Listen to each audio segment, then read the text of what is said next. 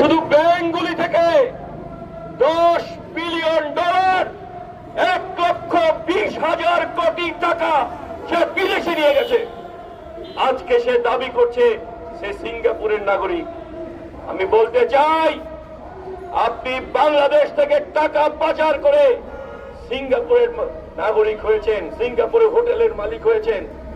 আপনার মতো সামিট গ্রুপের আজিজ খান সাহেবও তার সমস্ত সম্পত্তি বিক্রি করে প্রতিটা পয়সা সিঙ্গাপুরে নিয়ে গেছে এবং সিঙ্গাপুরের এখন সে 41তম ধনী ব্যক্তি। এভাবে আপনারা দেশকে পাচার করে দিচ্ছেন, দেশের সম্পদ পাচার করে দিচ্ছেন। আর আমরা গরিব মানুষ, আমাদের এই ভাই ব্রাদাররা বিদেশে মাথার ঘাম পায়ে ফেলে প্রতি বছর বাংলাদেশের জন্য 22,000 কোটি ডলার আয় করে নিয়ে আসে।